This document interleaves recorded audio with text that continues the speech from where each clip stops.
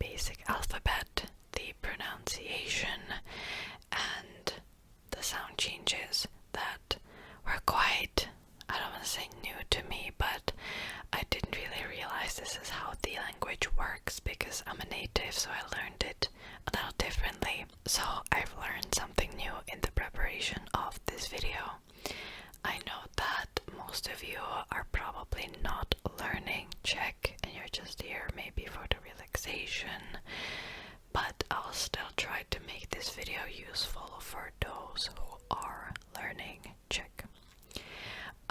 I printed out the alphabet. As you can see, there are a lot of letters. That being said, this is the standard Latin alphabet, so it's quite easy to learn. However, there are some marks used above the letters sometimes, and I'll explain to you what they mean. So originally Czech used something called digraph, which is when two letters make one sound. However, this was revolutionized by a man named Jan Hus. He's quite famous. He lived in the 14th to 15th century, and he started using something called diacritical marks for the ease of writing, and so that's why we use these marks today, and I'll tell you what they are before we'll jump to the actual alphabet. The writing board returns, the one that I used in my Korean video. So we have 3 types of diacritical marks, okay? Number 1, and my pen just stopped writing, so this will be a little difficult to do. Hope you can see it. So this is something that adds stress to the letter, and it makes it longer, and you'll see it very soon. So this makes it longer, okay? Then there's another one, the most common one, and that is this little roof upside down, and that makes the letter softer, okay? Softer. And then there's a little circle, and that is used only with you in special cases, and I'll tell you when you would use this. So we've got 3 marks. This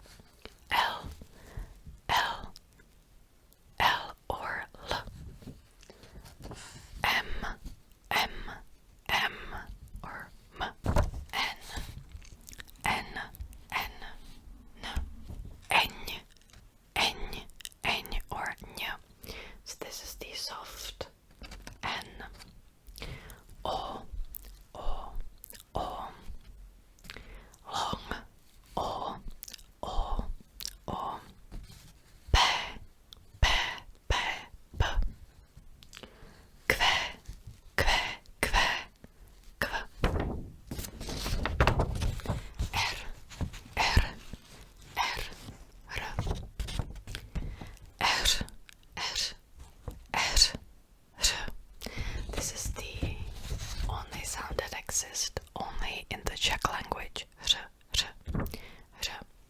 It's an accented r. It's almost like r. But then r, r, you kind of twist the tongue. Like this is the tongue like this. R, r, r.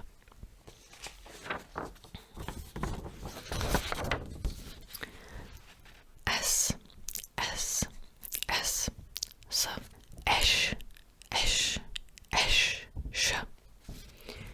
Te, te, te, t. Je, je, je, je. O, o, o, o. This is o, o, o. This is long o. And this is also o, o, o. This is o with the little circle. And this is the o that you would use in the middle of a word.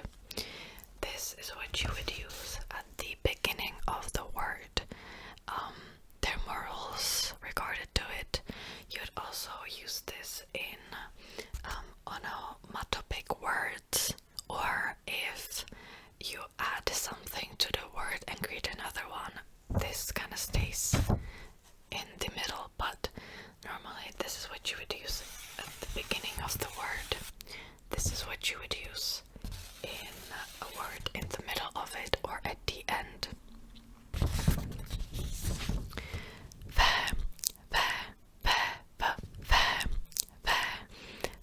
This is also v, and that's because we don't have any natural words in Czech with double v, and so it's pronounced the same, and it's only used for words that have been imported from foreign languages. X, x, x, x, ypsilon, ypsilon, ypsilon, e. Long ypsilon, so it's e, e, e. So the difference between this e and this e is almost non-existent. In a lot of cases you say the same, but there are instances when there's a difference in pronunciation. This is called soft e and this is called hard e, and sometimes this e makes the previous consonant softer. Okay, and I'll illustrate that on a word later. Okay, so just remember, this is soft e, this is hard e. You say technically the same, but grouped with certain letters it changes. It's different when it comes to grammar. Okay, set, set, set, so. Shet, shet, shet, sh. So that's the entire alphabet. This is the only letter you have to be careful about, because it's h. I forgot to tell you about this other digraph. This is ch, ch, ch. It's not tj. It's only used for words that came from another language. Here is an example. Jean, which means jeans. Now let's start with sound changes or general sound pronunciation rules. I do have the little writing board here, but if it will not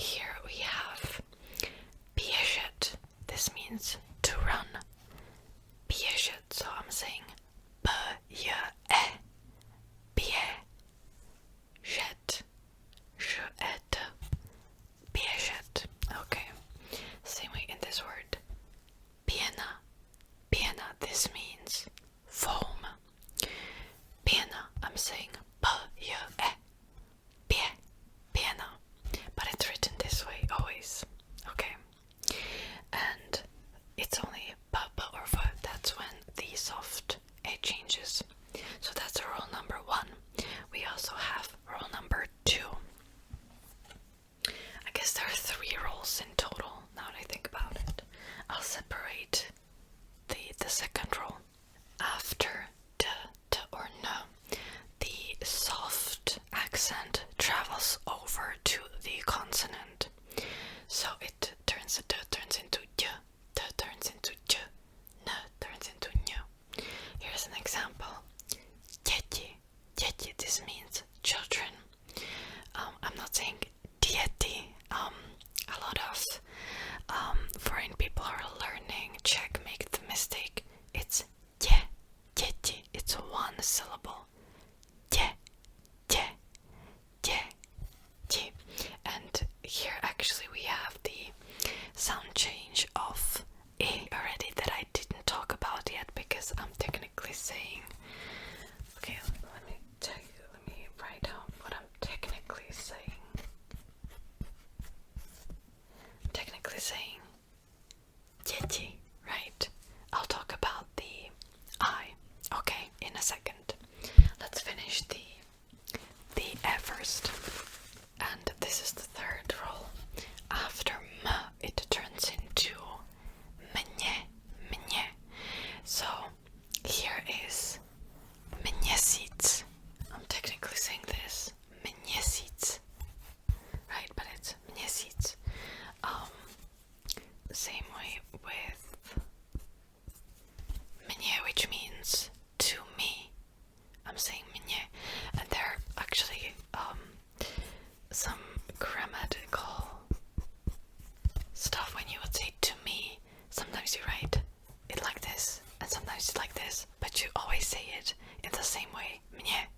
So that's really the difference. But like I said, if this soft e comes after m, it's mnie.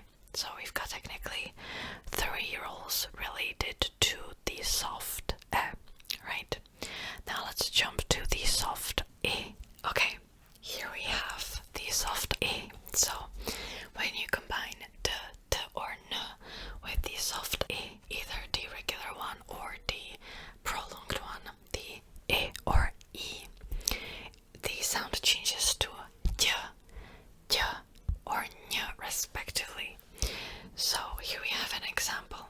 This is divadlo. It's always written this way, but I'm saying it in a soft way. Divadlo. This means theater.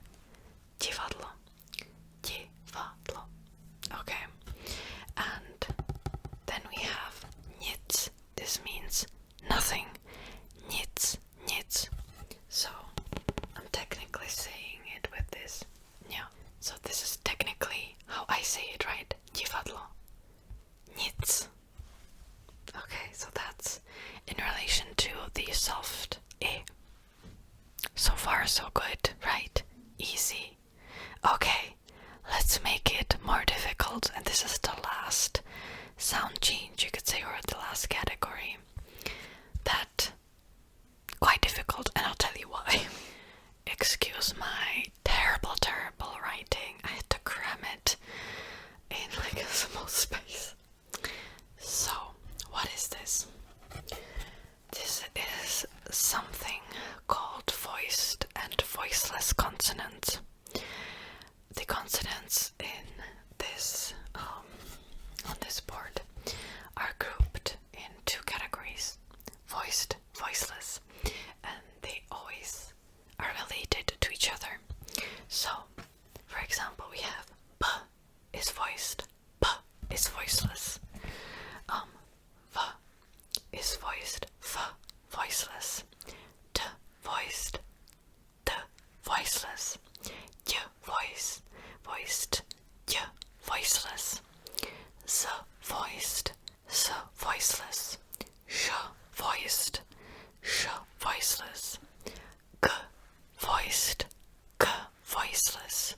And I've made a mistake there. H voiced, h voiceless. Okay, this is correct now. And there are pronunciation rules where the voiced consonant turns into voiceless, or the voiceless consonant turns into voiced one. And this is something called assimilation. So,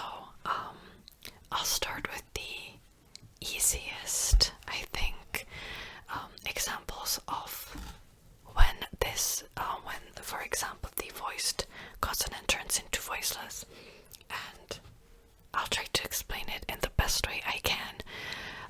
I don't know why exactly it's like this, but it's for the ease of pronunciation, and you'll see why, because it's hard to say when a voiced is grouped with a voiceless consonant, etc.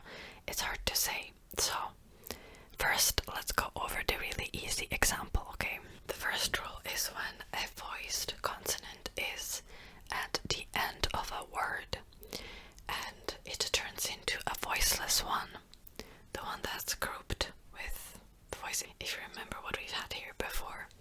So this is krev, krev. That's a word for blood, okay? Krev means blood, and if you can notice, I'm not saying krev, krev. I'm saying krev. I'm saying this, and it's very hard for me to even say krev, krev. It just doesn't sound natural at all. We're kind of exaggerating the pronunciation a little bit, but it's krev, krev. Same with sníh, sníh. I'm not saying sníh, sníh. I'm saying sníh. This is a word for snow. Sníh, sníh, sníh, not sníh. So this is what I'm actually saying. But of course, you have to write this always. And this is like the first part why so many, or not so many, a lot of Czech people don't know how to write, because they would write it in this way, and that's the wrong way. So it's not written as you would say it. So that's when a voiced consonant is at the end of a word. Easy so far. Let's go to the second part. And I just want to say this is advanced pronunciation. This is truly for people who already know the language, but this is what kind of takes you to almost a native level if you're learning Czech. Once you get the hang of it, quite difficult, but anyways. So the first example is when you have a voiced and a voiceless consonant. Both of them turn into voiceless. So here we have zkusit, zkusit. We have z, which is voiced. We have k, which is voiceless. And so the result of that is that z is turning into s. Zkusit, zkusit. As you can see, I'm not saying zkusit. It's very hard to say. Zkusit, zkusit. This means to try something, by the way. To try. Zkusit, zkusit. Again, quite difficult for even natives, because they would sometimes write this. That's not how you write it, though. And the second example, and there are many more examples, by the way. This exists all throughout the language. These are very brief examples. Tushka. This is a writing pen. Or pencil. Pencil is better. Pencil. Tushka. Tushka, as you can see, I'm already saying tush. Tushka. Because it's hard to say tushka. Tush. Can you see how hard I'm trying this to say tushka? I can say it, but it's difficult. And by the way, I just want to say something that sometimes these pronunciations differ based on the accent, okay? These are general rules, but sometimes it can differ based on the accent. Basically where you're from. Okay, so I wrote down another example because it's very common. Nashledanou. Nashledanou. This means goodbye. It literally is translated as until we see each other again, until we meet again, basically. Yeah, to meet again it's kind of like, yeah, that's the correct translation. But you don't say Nashledanou. I know that some people say that with a certain accent, but like I said, these are general rules. Nashledanou, Nashledanou, Nashledanou, goodbye. And I know, like, this is the like standard Prague kind of accent. I know that some people are very, very specific about pronouncing this, and these are not the rules that I made up. I found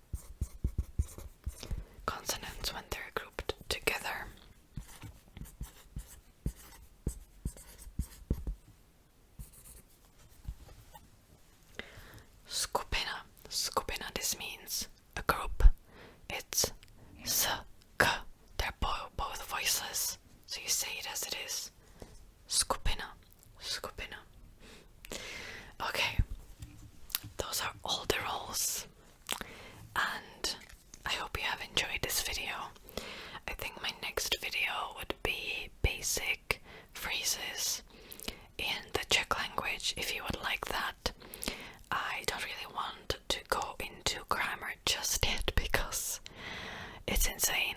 And of course I learned it differently. I'm not a Czech teacher. Of course, if you want to teach Czech, you have to learn all of that. So basic phrases would be next on my list. We already learned some words today, but they were only used for an illustration of the sound changes. And yeah, that's it really for today's video. I hope you have enjoyed that, and I'll see you in my next video.